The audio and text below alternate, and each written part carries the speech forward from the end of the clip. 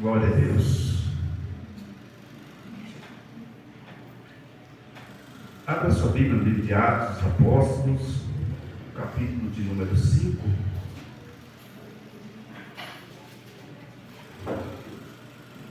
Estamos estudando a série de estudos e estamos baseados aqui no livro de Atos dos Apóstolos. Nós já estudamos 4 capítulos, cada capítulo uma semana, e hoje é o capítulo de número 5. Nós não vamos ler todo o capítulo 5, nós vamos fazer uma leitura ressaltada, para a gente falar sobre todo esse contexto do capítulo 5. Geralmente o capítulo 5 as pessoas sempre lembram de Ananias e Safira, mas aqui fala também dos milagres operados pelos apóstolos, fala aqui da prisão e fala também de Gamaliel. Versículo 1 diz assim: entretanto, certo homem chamado Ananias, com sua mulher Safira, vendeu uma propriedade, mas em acordo com a sua mulher, reteve parte do preço, e levando o restante, depositou aos pés do apóstolo. Então disse Pedro: Ananias, por que encheu Satanás o teu coração para que mentisse ao Espírito Santo, reservando parte do valor do campo? Conservando-o, porventura, não seria teu, e vendido não estaria em teu poder? Como, pois, assentaste no seu coração esse desígnio? Não mentiste a homens, mas a Deus. Ouvindo as palavras, Ananias caiu e expirou, sobrevindo grande temor a todos os ouvintes. Levantando-se os moços, cobriram o corpo e levando-o sepultaram. 3 horas depois, entrou sua mulher, não sabendo o que ocorria. Então disse Pedro, dirigindo-se a ela: dize-me, vendeste portanto aquela terra? Ela respondeu: sim, portanto. Tornou-lhe Pedro: por que entraste acordo para tentar o Espírito do Senhor? Eis aí a porta aos pés dos que sepultaram teu marido, e também te levarão. E no mesmo instante caiu ela aos pés de Pedro e expirou, morreu. Entretanto os moços acharam morta, levando-o e sepultado junto ao marido. O versículo de número 18: prenderam os apóstolos e recolheram na prisão pública, mas de noite um anjo do Senhor abriu as portas do cárcere, conduzindo-os para fora, disse: ide, apresentai-vos no templo e dizei a todos as palavras desta vida. Versículo de número 34: mas levantando-se no sinédrio um fariseu chamado Gamaliel, mestre da lei, acatado por todo o povo, mandou retirar os homens por um pouco e disse-lhe: israelitas, atentai bem o que ides fazer com estes homens, porque antes desses dias se levantou Teudas, insinuando ser ele alguma coisa, a qual se agregaram cerca de 400 homens, mas ele foi morto, e todos quantos lhe prestavam obediência se despeçaram e deram em nada. Último versículo 42: e todos os dias no templo e de casa em casa não se cessaram de ensinar e de pregar o Evangelho de Jesus Cristo. Amém. Pai querido e santo, a Tua palavra, ela é a nossa bússola, é o nosso projeto de vida aqui na terra, Senhor, para a instrução, para nós andarmos no caminho do Senhor.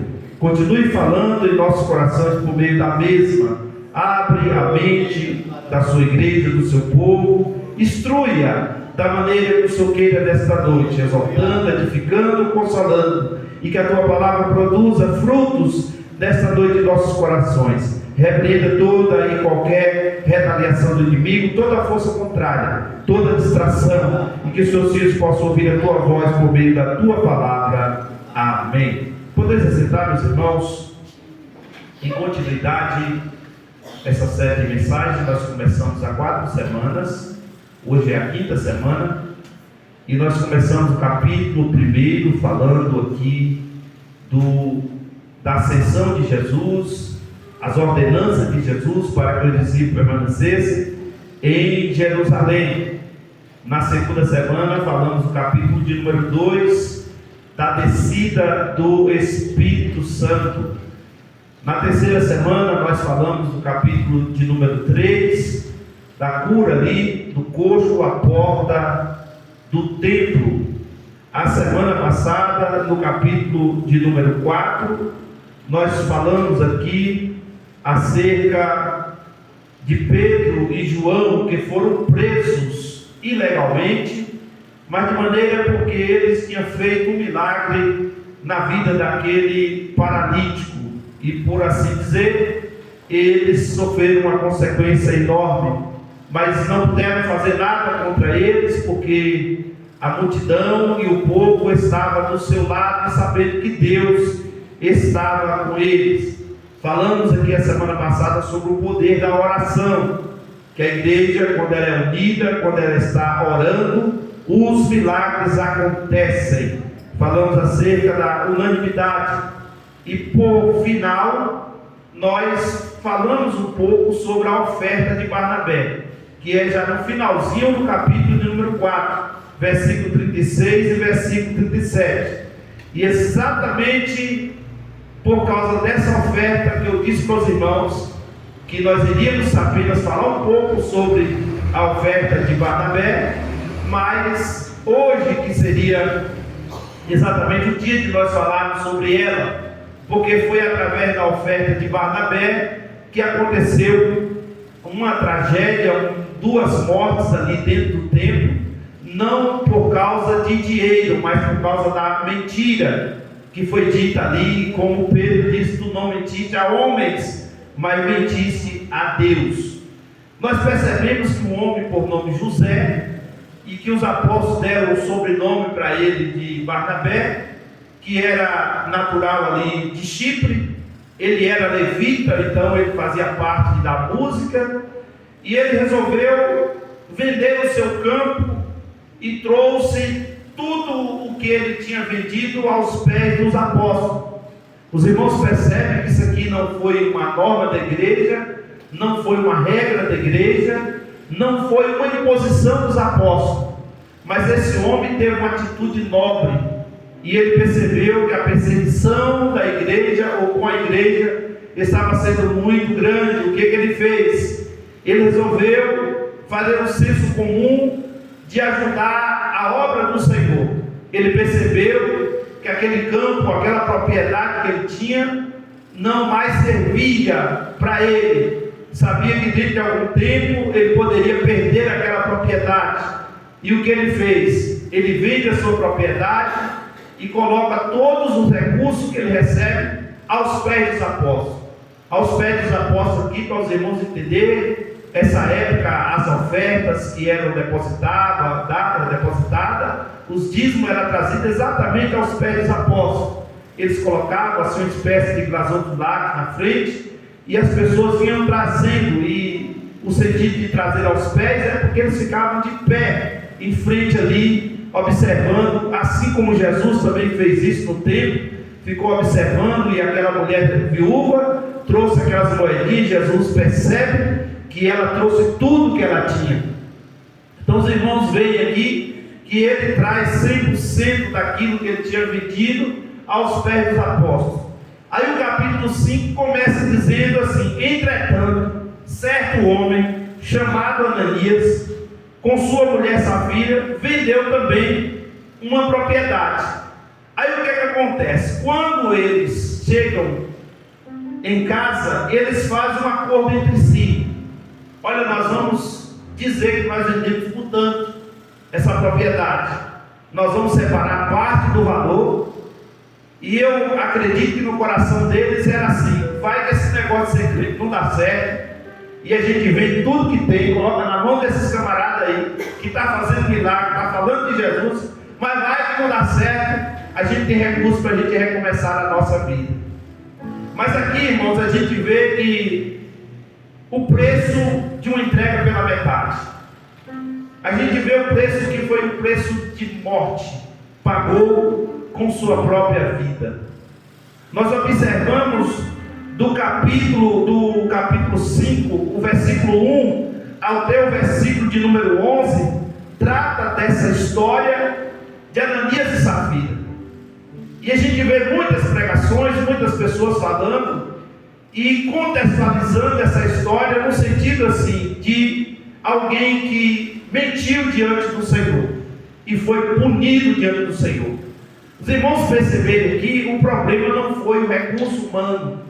O próprio Pedro disse para eles que eles não eram obrigados a vender nada. Não tinha uma regra dizendo para eles: vocês têm que vender, vocês têm que trazer o que vocês têm, tem tudo aqui para a igreja aos pés dos apóstolos. Não existia essa regra. Foi por causa da oferta de Barnabé, eles também colocaram no seu coração de vender o seu campo, a sua propriedade. O erro deles foi um acordo que eles fizeram em casa. Nós vamos chegar lá na igreja, vamos aos pés dos apóstolos e nós vamos mentir. Nós vamos dizer que vendemos pelo valor e estamos entregando tudo. Mas na verdade, quando eles chegam diante de Pedro, a revelação do Senhor já chegou ao coração do apóstolo Pedro. E Pedro acaba dando até uma chance para Ananias de rever aquela situação, porque ele faz questão de perguntar a ele. E como ele diz assim: por que deixaste Satanás encher o teu coração para mentir ao Espírito Santo, reservando parte do valor do campo? A gente percebe aqui que foi uma ação maligna que entrou no coração daquele homem e daquela mulher. E quando entra no coração deles, irmãos, eles fazem um acordo. Eles fazem o que fazia na antiguidade, um pacto. Olha, diante de qualquer situação, a verdade é essa que nós vamos combinar aqui. E os irmãos sabem, irmãos, que diante de Deus não há nada oculto que não seja revelado. A Bíblia diz que todas as coisas estão nuas e patentes diante do Senhor. Porque aqui a gente observa que o apóstolo Pedro diz: tu não mentiste a nós ou a homens, mas vocês estão mentindo ao Espírito Santo. Aí Pedro diz para ele assim: conservando porventura não seria teu, e vendido não estaria em seu poder? Como, pois, assentaste no seu coração esse desígnio? Não mentistes a homens, mas a Deus. Versículo 5: ouvindo essas palavras, Ananias caiu e expirou, e sobrevindo grande temor a todos os ouvintes. Lembrando os irmãos que a igreja aqui está começando. E no começo da igreja aqui os irmãos observam que aconteceu várias coisas. Eu disse para os irmãos a semana passada: a igreja começa na cruz. O primeiro crente, Jesus falou: hoje mesmo estarás comigo no paraíso. Ficai em Jerusalém até que do alto sejais revestidos de poder. 500 pessoas ouviram isso, 120 obedeceram. O Espírito Santo desceu sobre os 120. Agora já não tem só um, tem 121. Na pregação de Pedro, a Bíblia diz que quase 3.000 almas se convertem ao Senhor. 3.121.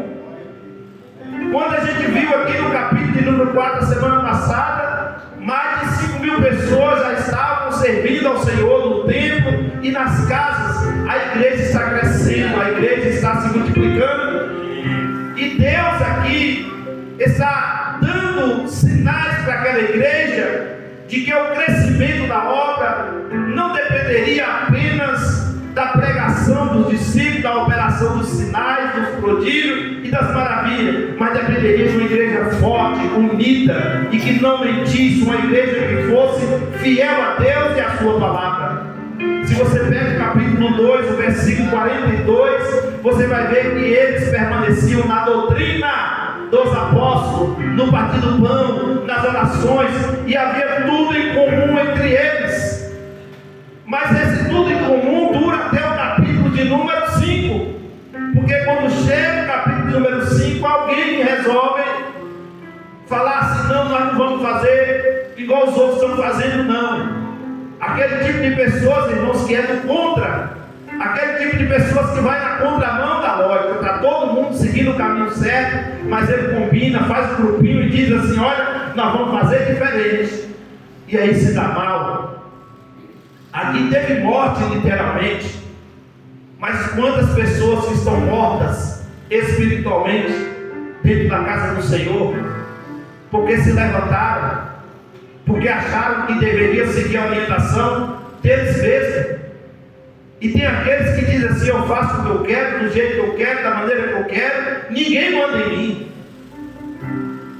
Isso não é aqui, é em qualquer lugar. Sempre tem esse grupo de Ananias, de Safira, que são pessoas que fazem um conluio entre si, é aqueles grupinhos que é feito, é aquelas conversinhas paralelas, é aqueles grupinhos que são feitos no WhatsApp, é aquelas coisas que alguém combina: ó, nós vamos fazer desse jeito, e quando chegar lá, nós vamos enfrentar ele. Irmãos, eu nunca vi ninguém que enfrenta uma liderança dada por Deus para ficar de pé. Se vocês conhecerem alguém que um dia se levantou contra um homem de Deus, uma mulher de Deus, que ficou de pé, me apresente, porque até hoje, com 45 anos, eu não vi ninguém que se levantou contra a obra de Deus permanecer de pé. Aqueles que não morrem literalmente, morrem espiritualmente. E Paulo diz lá na frente para a igreja de Corinto, no capítulo 11, versículo 30: há entre vós fracos, doentes, e tem esse grupo aqui que está dormindo. Dormir aqui é morte espiritual. Então a gente percebe que Ananias e Safira que foi uma punição de Deus, porque o versículo diz assim: e todos temeram. E todos temeram quando isso aconteceu. Houve um grande temor no meio do povo. Não pensem vocês que esse casal não era querido da igreja. Eram pessoas conhecidas no meio do povo. Eram pessoas respeitadas e financeiramente falando, pastor Erico e presbítero Aristide, era gente que tinha condições financeiras. E geralmente, irmãos, em alguns lugares por aí, alguém que tem condições financeiras um pouco elevadas, eles acham que deve mandar em tudo. Eles acham que porque ele tem um dízimo bom, uma oferta boa, tem que fazer do jeito que ele quer. Mas na obra de Deus não é assim. Você não é dono de si, você não tem domínio sobre aquilo que é para ser governado pela igreja. E tem pessoas por aí, por causa da sua aquisição financeira, ele diz assim: ó, se eu parar de dar o meu dízimo, se eu parar de ofertar naquela igreja, fecha as portas. Fecha não, irmãos. Porque quem abriu a porta da igreja não é de carne. Ele foi até de carne um dia, mas ele ressuscitou e está vivo com o corpo glorificado. Ele diz: as portas do inferno não prevalecerão contra a minha igreja. Esse grupo de Ananias e Safira é aquele grupo que quer adorar pela metade. Nós vamos pegar a metade e vamos guardar. E a gente sabe, irmãos, que o preço de uma entrega pela metade é preço de morte. Não tem como você servir a Deus sem se entregar pela metade. Ou você entrega 100% a Ele, ou você morre espiritualmente. E tudo que Deus não quer é que você morra. Tudo que Deus quer te dar é vida. E a Bíblia diz que não é só vida, não, é vida e com abundância, é uma vida plena. O apóstolo Paulo, ele chega ao ponto de dizer aqui: eu não vivo mais eu, mas Cristo vive em mim. A vida que eu vivo na carne, eu vivo para Ele. É por isso que a Bíblia diz que é por Ele, para Ele, que nós estamos aqui adorando o nome do Senhor. que aqui a gente percebe que o problema todo aqui foi a mentira. O problema todo aqui foi a ganância. O problema deles foi achar que por eles terem uma aquisição financeira melhor que os outros, porque a igreja, irmão, sempre teve pessoas de todas as classes. A igreja sempre teve pessoas pobres. E pobre aqui, irmãos, tem gente que fala, pobre é o diabo. Não, irmão, Jesus falou dos pobres.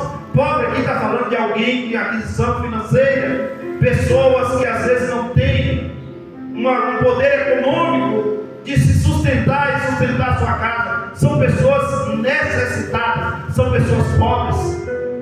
A Bíblia fala pessoas também de classes médias. É uma pessoa que vive numa vida mediana, que ele não é rico, mas também não é pobre, ele está na média. E tem aquelas pessoas que são ricas. A Bíblia fala de várias pessoas ricas, e rico aqui é pessoas que têm acima do necessário, sobra, tem dinheiro guardado, tem várias propriedades, não sabe o que faz. Eu vi um empresário brasileiro e ele falou em uma entrevista que se ele parasse de trabalhar hoje, o que ele tem dá para viver 100 anos até a quarta geração dele. É muito dinheiro, é bilionário, não é milionário, ele é bilionário. São muitos recursos que tem no Brasil, fora do país, e ele, se ele parar de trabalhar hoje, ele diz, eu tenho dinheiro para guardar e para até a quarta geração, quer dizer, o filho, o neto, o bisneto, o tataraneto dele sobreviver dos recursos que ele tem. São pessoas que ganharam muita grana e tem dinheiro para sobreviver o resto da vida. Mas existem pessoas que também não têm, às vezes, nem o alimento direito em casa, não tem uma roupa para vestir. E a igreja sempre teve todas as classes de pessoas. Mas você sabe qual é o problema? Não é a classe de pessoa econômica, não é a cor da sua pele. O grande problema é o que tem no coração. O que Pedro diz, tem gente que deixa Satanás encher o coração da maldade, da vaidade, da arrogância, da prepotência. E aí quando a pessoa enche o seu coração, ele sente que ele está acima de qualquer autoridade espiritual. Ele acha que ele entende mais a Bíblia do que o próprio escritor da palavra, que é Deus. E não adianta discutir com essas pessoas, porque ele tem resposta para tudo. Pega um desigrejado, que ele vai falar sobre 3 coisas. Ele vai falar do templo, que a igreja sou eu. Ele vai falar do pastor, que não tem pastor, que o pastor é só um, que é Jesus. E ele vai falar de dinheiro. Percebe que ele toca nessas 3 áreas. É as únicas áreas que ele toca. Fica na igreja enchendo barriga de pastor. Você não precisa de um tempo para congregar, porque a igreja sou eu. Aí eu sempre digo para eles assim: a igreja é um corpo místico e tem um cabeça, que a própria Bíblia diz que é Jesus. Pega a parte do seu braço e arranca e deixa ele fora do seu corpo para ver se o seu braço sobrevive. Vai morrer. Porque os membros têm que estar juntos. A igreja é aqui, irmãos. Quando nós nos reunimos, quando nós saímos, nós somos membros do corpo de Cristo, fazemos parte do Senhor, mas somos igreja quando nós nos reunimos. Por isso que é importante você cultuar, por isso que é importante você estar aqui ouvindo a palavra de Deus, porque aqui é que forma a igreja do Senhor, com cabeça Jesus Cristo. E alguém, irmão, sem liderança, alguém que não é liderado, ele vive da forma que ele quer. E todo lugar tem liderança, até no inferno tem, sabia disso? O céu tem hierarquia. O inferno tem hierarquia. Nos reinados tem hierarquia. Em uma associação tem hierarquia. Em uma prefeitura tem hierarquia. No governo do estado, na presidência. A igreja também tem os líderes que Deus levantou. Goste você dele ou não, e mulheres para cuidar do povo dele aqui na terra. E o princípio de autoridade espiritual é muito importante, irmão. Tem gente que sai debaixo da autoridade espiritual e morre. Toda pessoa que não quer ser orientada nem governada pela autoridade espiritual é fadada ao fracasso, irmãos. E é fracasso moral, físico e espiritual. Eu vou repetir: moral, físico e espiritual. O físico, às vezes pessoas que vivem problemas psicossomáticos e tem problemas de depressão, ansiedade, síndrome do pânico, que é por desobediência. Não estou dizendo que todos os casos é isso, mas tem gente que às vezes são desobedientes e acaba passando por esse processo pela desobediência. Tem pessoas que são acometidas de enfermidades por causa da desobediência. Tem pessoas que morrem espiritualmente. Uma certa vez, eu tinha 16 anos.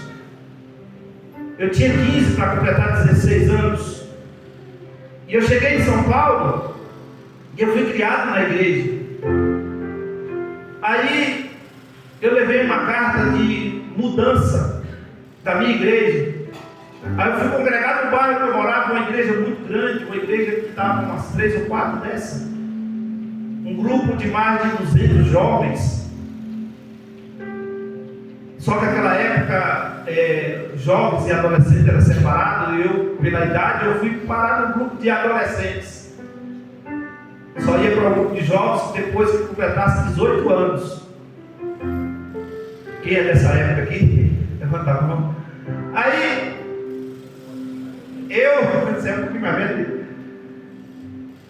eu cheguei e falei assim: não, mas eu já sou camarada tudo para frente, eu vou ficar nesse grupo de criança, eu não quero sentar nesse grupo não. Aí eu saí do grupo de adolescente. Aí um dia o líder me procurou e falou assim para mim assim: por que você não está cantando no grupo, você só está chegando atrasado na igreja e tal? Não, é correria do trabalho, aquelas coisas de jovem, sabe? E eu trabalhava muito mesmo, eu chegava tarde, mas isso não impedia de ir para a igreja. Mas foi uma desculpa que eu arrumei para não ficar ali naquele grupo. E um dia eu cheguei e sentei lá no último banco. Aí um dia eu cheguei atrasadíssimo, e fiquei na janela da igreja. Aí eu vi alguém chegar por trás de mim e colocar a mão. Era o meu líder. E ele falou assim para mim: olha, um dia eu fui igual a você. Eu saí do grupo, sentei no banco, do banco eu fui para o último banco, depois eu vim para a janela, e da janela eu saí e desviei dos caminhos do Senhor, e eu quase morro. Voltei com o corpo travado de bala, porque o tráfico quase me mata, e hoje eu estou aqui para dizer para você: não saia dos caminhos do Senhor. Eu já estava fora há muito tempo. Desobediência leva você a morrer espiritualmente. E eu sempre digo que a igreja é igual o mar, não fica peixe morto dentro da água. O mar vai expulsando e automaticamente alguém que está morto, ele vai se esquivando, ele vai saindo devagarzinho, e quando ele percebe, as pessoas percebem ele, mas ele não percebe. Quando ele olha, ele já não está vindo mais da igreja, ele fica uma semana sem vir, daqui a pouco fica 15 dias, daqui a pouco só vem no dia da ceia, depois já passa 3 meses sem vir, quando pensa que não, já não vem mais. Porque a igreja, irmãos, é como a cozinha da sua casa. É um lugar de você se alimentar. E o crente que ele não se alimenta, ele morre. Porque faltam os nutrientes, faltam proteínas, vitaminas, os sais que o corpo precisa. Na palavra de Deus tem tudo que você precisa para a sua vida espiritual. Então é importante você estar firme com Deus e obedecer à liderança. Eu não estou falando isso porque eu sou pastor, estou falando porque eu sou crente. Eu estou dando exemplos meus que já aconteceu comigo. E esse casal aqui passou pelo processo de morte. A Bíblia diz, irmãos, que ele fala com Pedro teve a oportunidade de dizer: me perdoe, eu errei. Mas não, ele mentiu e ele continuou sustentando a mentira. Aí vem a sentença, irmãos. E na sentença foi: tu não mentiste ao homem, tu mentiste ao Espírito Santo. E a Bíblia diz que naquela hora o corpo dele expirou. Em uma tradução diz que ele caiu duro, morto. E que me chamou muita atenção aqui, irmãos, que ele caiu aos pés dos apóstolos. Se ele estava de frente, Gilson, quando alguém cai, cai para trás. Ele fez igual a Golias, caiu nos pés. Porque aqui foi uma lição de Deus. Irmão, essa morte aqui não foi num julgamento, numa corte, não. Foi dentro da igreja. Morreu praticamente no púlpito da igreja, aos pés dos apóstolos. Colocando na nossa linguagem hoje, é como se ele tivesse vindo aqui e eu estar de frente dele conversando e ele mentindo, e ele cair aos meus pés. Literalmente. Passou 3 horas. Quantas horas? 3 horas. Olha para você ver, irmãos. Ele combinou com a mulher: daqui 3 horas você vai. Não vai agora não. Isso já estava errado, né? Porque era para eles estarem juntos. Agora vai um na frente e a outra atrás. E ela chega, conta a mesma historinha. E Pedro diz: olha, o pessoal pegou o teu marido e que já enterrou ele, está ali na porta ali, ó, para te pegar também. E ela cai morta aos pés dos apóstolos. Eu estudando esse texto, irmãos, eu pude tirar algumas lições. A primeira lição: Deus não te obriga a nada. O que você tem é seu, literalmente. Agora, se você colocar os pés do Senhor, irmãos, Deus cuida de cada detalhe da sua vida. Buscai 6,33 de Mateus. Primeiro, o reino de Deus. Segundo, a justiça de Deus. E as demais coisas vos serão acrescentadas na sua vida. Não minta ao Senhor, irmãos. Uma certa vez, eu era pastor de uma pequena congregação. E tinha um irmão que lá a gente chama de fazenda, mas uma fazenda de banana, plantação de banana, de coco. Mas ele também tinha gado, essas coisas. E logo quando ele se converteu, irmão, um homem muito bom. Ensinaram para ele ser dizimista, ofertante na casa do Senhor. O terreno que eu construí uma igreja lá, foi ele que doou para a igreja. Uma pessoa de coração bom, mas deixou Satanás entrar no coração dele. E um dia ele chegou para mim e falou assim: o maior dízimo da igreja era o dele. E ele chegou um dia para mim e falou assim: ó, pastor, é o seguinte, meu filho lá em São Paulo falou comigo que para dar 10% é muito dinheiro para dar de igreja. E falou para mim para dar só 5%, que não desse 10% não. Na verdade, pastor, ele falou para mim não dar nada. Mas eu botei no coração que eu só vou dar 5%, porque 10% é muito dinheiro. Aí eu chamei ele e falei assim: meu irmão, Deus não te obriga a você dar nada. Agora pega os 5% do irmão, compra Coca-Cola, compra carne, compra o que você quiser, veneno, compra o que você quiser. Mas Deus não te obriga a nada, irmãos. Deus não quer o que é seu, Deus quer o seu coração. Deus não quer ser dinheiro. O irmão já está contaminado. Você não precisa dar mais nada, irmãos. Agora saiba de uma coisa: o mesmo Deus que te chamou, que te salvou, o mesmo Deus que deu para o irmão, é o mesmo Deus que tira. E como Pedro disse para ele, ele deixou Satanás entrar no coração. E eu falei a mesma coisa: o irmão deixou Satanás entrar no seu coração. Você está chamando meu filho de Satanás? Eu estou chamando de Satanás, de diabo, o que você quiser. Agora você deixou entrar no seu coração. Porque você está deixando de ouvir a palavra. Seu filho conhece o que da Bíblia? Nada. Vem você, eu conheço um pouco. Então você está dando ouvido ao diabo. Porque se a palavra de Deus diz, você tem que fazer o que a Bíblia diz. Você não pode fazer pela metade. Deus não aceita adoração pela metade. É tanto que financeiramente, os únicos valores que Deus colocou foi a decimérima, que é a 10ª parte. A oferta Deus falou, de acordo, está no seu coração, não por tristeza, nem por necessidade, porque Deus ama quem dá com alegria. Mas dízimo não, dízimo é 10ª parte. Não tem negociação com dízimo. Ou você é, ou você não é. É por isso que eu ensino os irmãos, dê o dízimo até nos centavos. Ah, pastor, Deus faz tudo de um centavo. Não faz. Não é de um centavo, é da fidelidade. Porque se você consegue pegar R$1 e tirar 10 centavos ali, o dia que você tiver 1 milhão, você não vai ter problema nenhum. Porque o problema não está no dinheiro, na quantidade, sim no coração. Aqui a gente vê que a maldade estava no coração de Ananias e Safira. E ele reteve, irmãos, a metade não deu. Não foi nem a 10ª parte.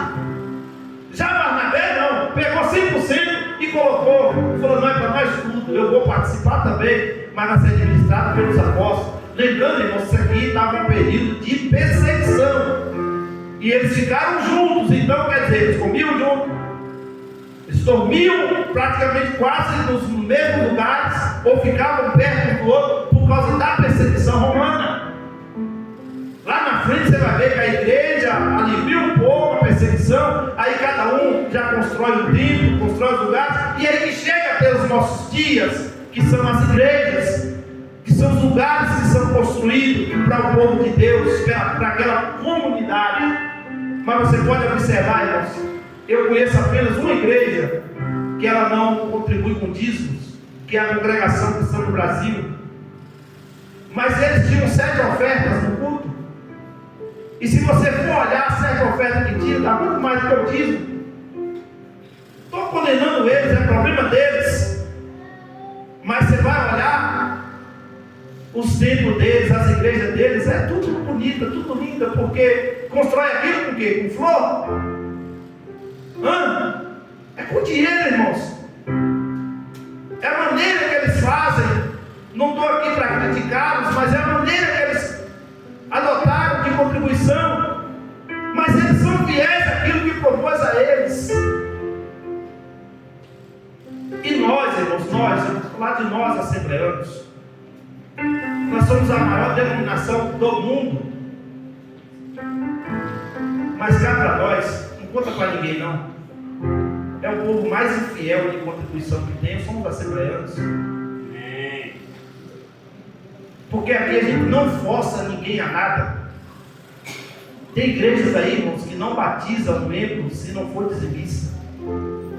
Sabia disso? Enquanto não ensina aquela pessoa a ser dizimista, ofertante, ele não pode ser batizado. E, de certo modo, eles não estão tão errados. Porque Jesus disse, ide e ensinai, depois batizai. Às vezes a gente deixa para ensinar, depois se batiza. E aí o camarada fala, rapaz, agora não. E ele é meu. Contando, irmãos, que ninguém é obrigado a nada no altar do Senhor. Agora, desde que você assume a responsabilidade de servir ao Senhor, não sirva pela metade, não. Você sabe o que aconteceu com esse irmão, para finalizar a história do irmão? Ele mudou de igreja. E não levou muito tempo, morreu. Por causa da desobediência. Ele não era tão idoso assim para morrer, não. Só que a palavra que eu dei a ele, eu falei assim, ó irmão, Satanás encheu o coração do irmão. Ele colocou um filho para perseguir a igreja. E um dia esse filho dele chegou lá com um trator e disse que ia passar por cima da construção que eu estava fazendo. Irmão, a gente é pastor, mas a gente é homem. E esse dia eu virei uns 70, sabe? Falei assim, rapaz, você não é homem para fazer isso aqui. O camarada, você está doido, pastor? Eu falei, não, experimenta. E o camarada que era metido a bravo. Mas pensa no pastorzinho bravo, era eu, irmão. Eu agora estou manso. E eu fui para cima desse camarada com uma autoridade tão grande. Falei, rapaz, se esse camarada exatamente para cima de mim mesmo. Mas Deus me deu uma autoridade tão grande que o cara ficou com medo de mim, falou para todo mundo que esse pastor ia doido. E nunca mais. Depois chegou o irmão dele, levou ele lá, um dia ele chegou lá e pediu, foi perdão. Eu estou lá dando um contrapiso, ele entra, pastor, posso entrar? Eu falei, não queria entrar, não tratou, agora está pedindo para entrar, né? Eu falei, pode. Ele falou, pastor, me perdoa. Eu falei, de quê? Você queria me bater aquele dia? Eu falei, eu? Não, você que queria passar por cima da igreja. Ele falou, mas você me perdoa, pastor. Eu vi que sou um trabalhador, um homem de Deus. E eu tomei umas cachaças para criar coragem. Eu falei, pois é, irmão. Deus é maravilhoso, te ama, quer te salvar. Então assim, irmãos, Deus é fiel. Continue sendo fiel a Deus. Não minta para o Senhor. Não dê sacrifício a Deus pela metade. Se você não quer ser dizimista, não seja. Mas não faça pela metade. Não faça errado.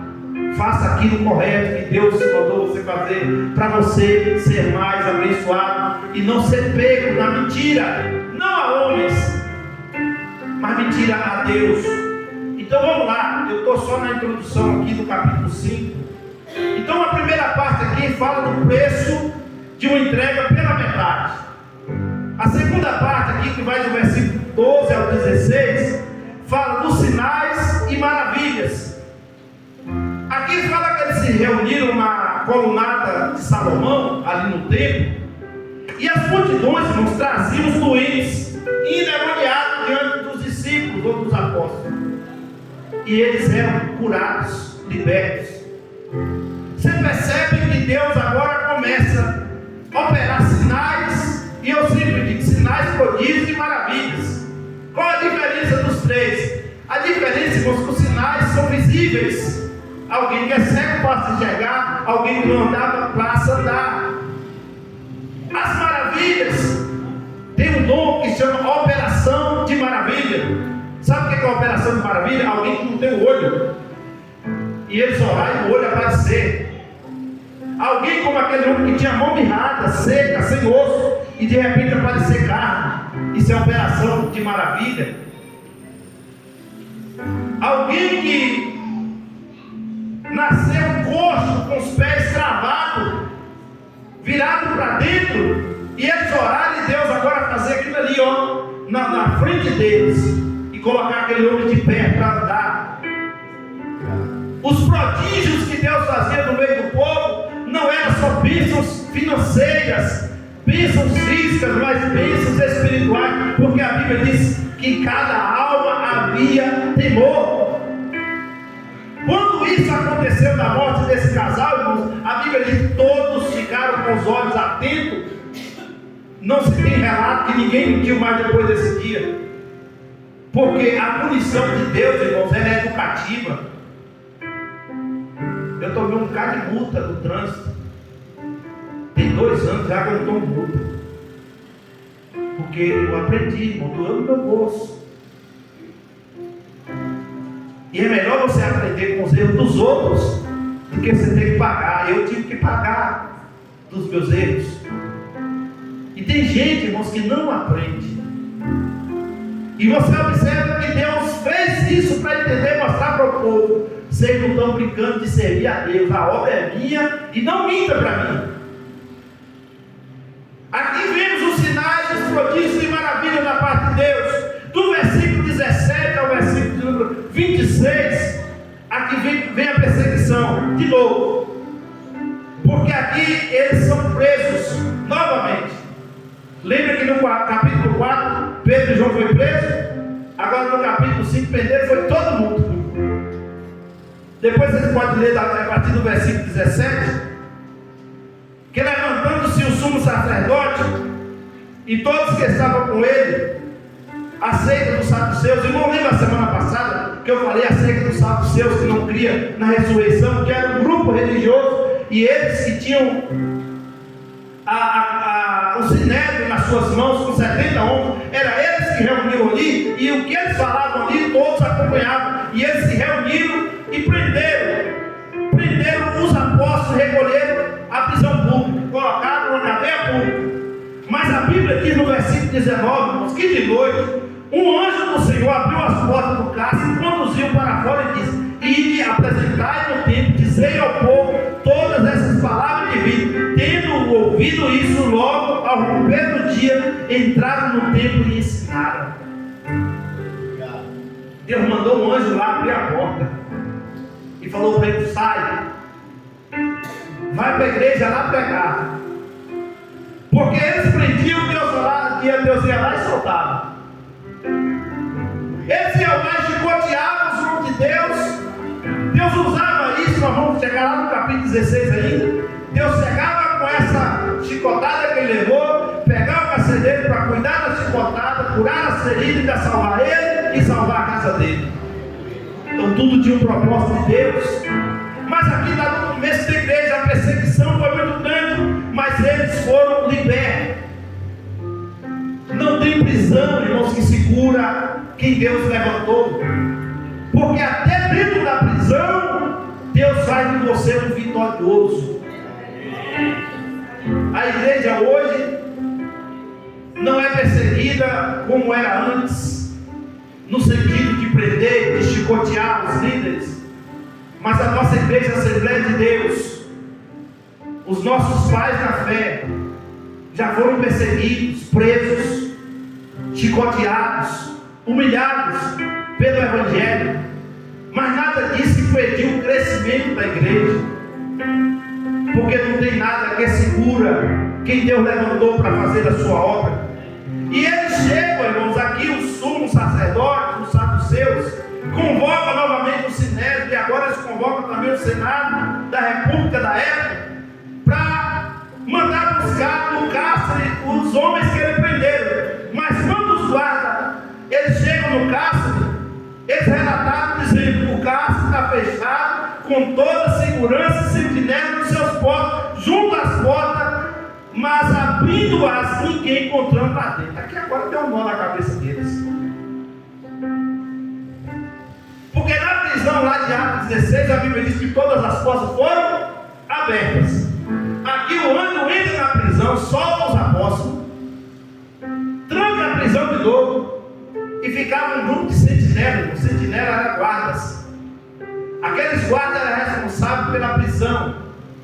A prisão era amarrada nos pés, no tronco e as mãos. Prisão de segurança máxima. Não era como a prisão de Eunápolis, que os bandidos saem. Não era como algumas prisões por aí, que os camaradas saem pela porta da frente. Prisão de segurança máxima.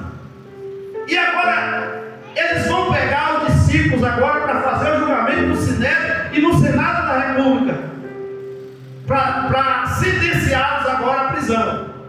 Mas quando eles chegam lá, o sentinela está no mesmo lugar, os guardas. E outra coisa, o guarda não podia dormir. Geralmente eram 16 guardas, um turno de 4 e 4. Era 4 aqui, 4 ali, 4 lá e 4 na prisão, do lado. E agora está todo mundo, o sentinela está tudo lá, cerca de 16 homens. As portas estão fechadas, os troncos estão no mesmo lugar, mas cadê Pedro, João? Cadê Tiago? Ô glória! Cadê também? Cadê os discípulos? Cadê o Matias? Não tinha ninguém lá dentro. E a gente percebe, irmãos, que agora dá um nó na cabeça deles, que o capitão do templo, os principais sacerdotes, ouvindo essas informações, ficaram perplexos a respeito deles e do que viria a ser isso.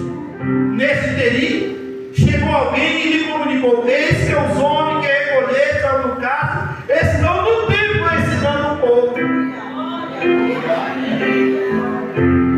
Os homens foram colocados na cadeia, no outro dia estavam na igreja, irmão. Não correu não, não fugiu não. Se fosse na época de hoje, o camarada estava escondido, vou esconder em algum lugar porque vai me pegar. Eles não, eles foram para a igreja novamente. Ali é o meu lugar de pregar. Ali eu tenho a autoridade de Deus para pregar a palavra. E a Bíblia diz que eles estavam no templo pregando a palavra de Deus. Agora os guardas vai e chama eles, porque tinha lá o Sinédrio. E a Bíblia diz que eles foram sem violência e sem ser apedrejados. Não colocar até algema dele. Vamos lá. É como se ele estivesse dizendo: não faz a gente passar tanta vergonha, não. Explica para nós o que aconteceu, como é que a gente prendemos vocês. Segurança mais que vocês saem. Os homens ficaram com medo disso, até de tocar neles. Que a Bíblia diz no versículo 26 que eles foram levados sem violência, sem apedrejamento, e chegaram a sentar eles no sinédrio. O sumo sacerdote interrogou, e Pedro e os demais apóstolos afirmaram: antes importar obedecer a Deus, o que importa é obedecer a Deus do que aos homens. Estava dizendo: por que vocês não obedeceram a nós? Porque o importante não é obedecer vocês, o importante é obedecer a Deus. Irmãos, nós temos que seguir as leis humanas, sim, mas tem algumas leis que são impostas que a igreja jamais vai seguir. Essa agenda woke do mundo, que é uma agenda de minoria, ela quer impor algumas coisas em algumas igrejas ou nas igrejas. Por exemplo, o casamento homoafetivo, a obrigatoriedade. Mas quem conhece a palavra jamais vai fazer esse tipo de coisa. Quer fazer? Tem problema não, faça lá fora. Aqui não, aqui é a casa do Senhor. Nós não podemos ser covardes. Não, mas a lei diz que tem que fazer. Eu prefiro obedecer a Deus. Ah, mas você vai ser preso. Tem problema não, os outros também foram. Ah, mas você vai ser perseguido. Tem problema não, que venha a perseguição. Mas eu jamais vou fazer aquilo que a Bíblia não manda fazer para obedecer homens. Eu obedeço a Deus. Foi isso que ele disse. Aí, para a gente continuar para o encerramento, a gente vê o versículo 27 ao versículo 32, a defesa deles. E Pedro diz assim: o Deus de nossos pais ressuscitou a Jesus Cristo, continua pregando, e colocou-o como Salvador, a fim de conceder a Israel arrependimento e remissão dos pecados. Ora, nós somos testemunha desses fatos, bem assim o Espírito Santo que a Deus otorgou a que lhe obedecem. Que coisa maravilhosa essa defesa. Agora aparece um homem, eu tenho 5 minutos para falar sobre ele. Gamaliel. Gamaliel era um doutor da lei. O apóstolo Paulo, antes dele ser Paulo, ele era Saulo de Tarso. A Bíblia diz que ele estudou aos pés desse homem Gamaliel. E o conselho de Gamaliel, os irmãos podem, depois do versículo 33 ao 42. Gamaliel, diante do sinédrio, ele dá os conselhos aos israelitas: eles atentai bem o que eles fazer com esses homens. Gamaliel conhecia a palavra, irmãos. E Gamaliel estava dizendo: se vocês prenderam ele, Deus mandou, traduzindo, Deus mandou alguém soltar ele da prisão. Cuidado com esses homens. Vejam o que vocês vão fazer com ele. Porque no sinédrio tinha cerca de 70 pessoas, mas aqui também está o Senado da República da época. Tinha um senador por nome de José de Arimateia. Foi esse homem que emprestou o túmulo dele para que Jesus fosse colocado.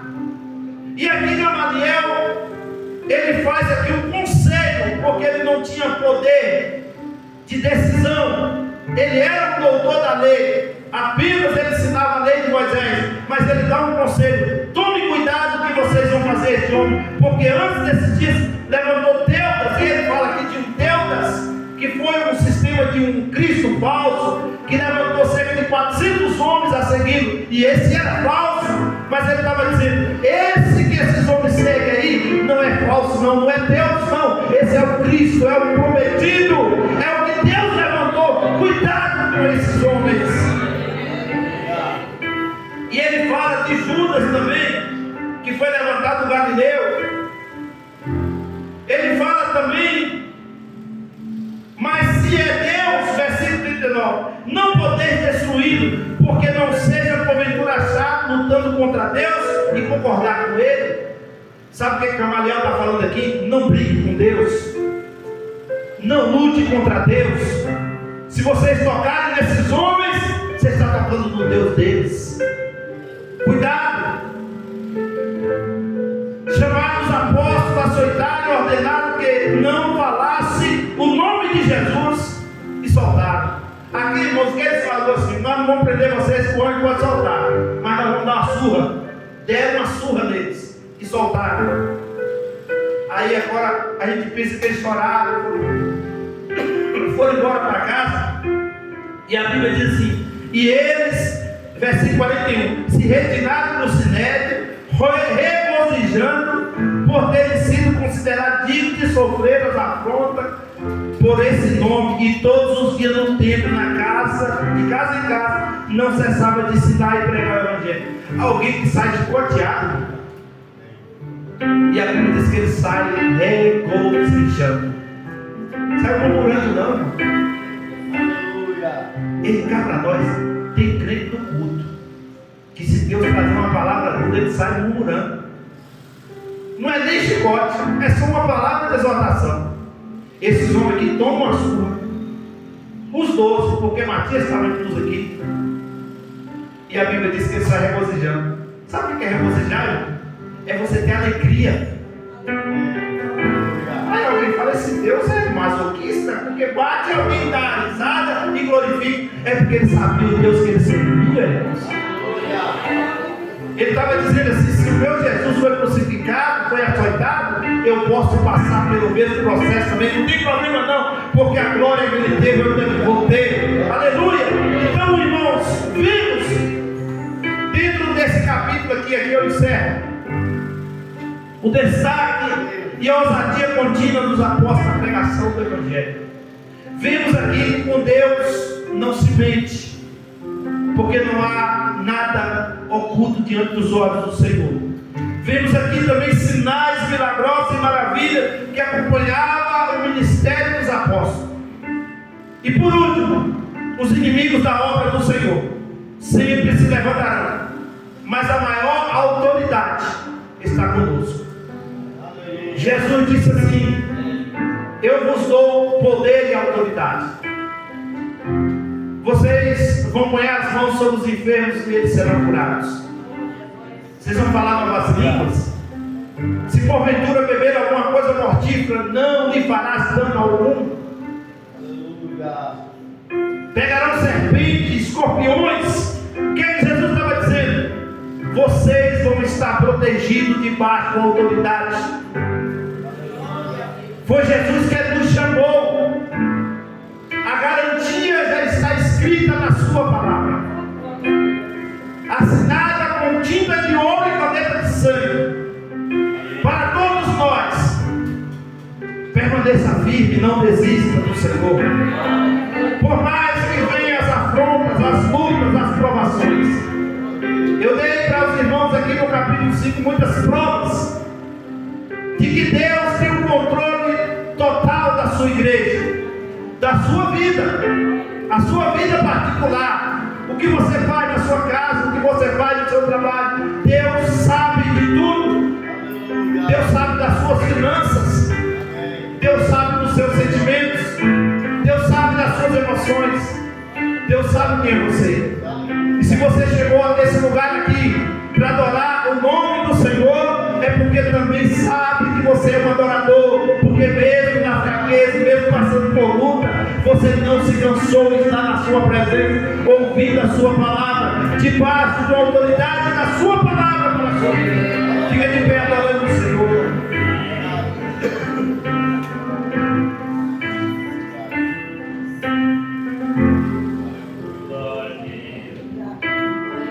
Quero orar com você nessa noite.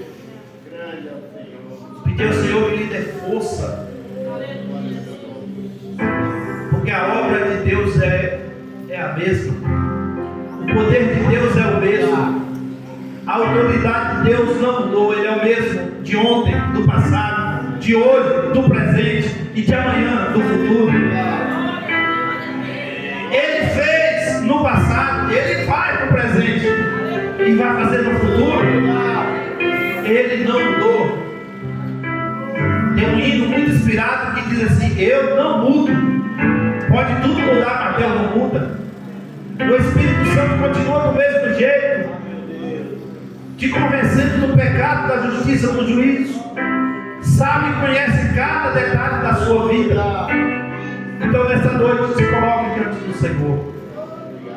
Pai querido e santo, em nome de Jesus, a tua palavra foi ministrada à tua igreja. Fala ao coração do teu povo, Senhor, que essa mensagem ela possa pairar no coração da tua igreja e possa produzir os frutos pela qual ela foi enviada nesta noite. Ó Deus, leva-nos em paz, assim como somos trouxos a este lugar. Continue ajudando o teu povo e a tua igreja, no nome de Jesus. Amém. Quinta-feira é o culto da vitória e domingo a ceia do Senhor. Que o amor de Deus, a graça de nosso Senhor Jesus Cristo, as doces consolações do Espírito Santo seja com toda a igreja e todos possam dizer: certamente que a bondade e a misericórdia me seguirão todos os dias da minha vida, e habitarei na casa do Senhor por longos dias. Amém. ADA 2025.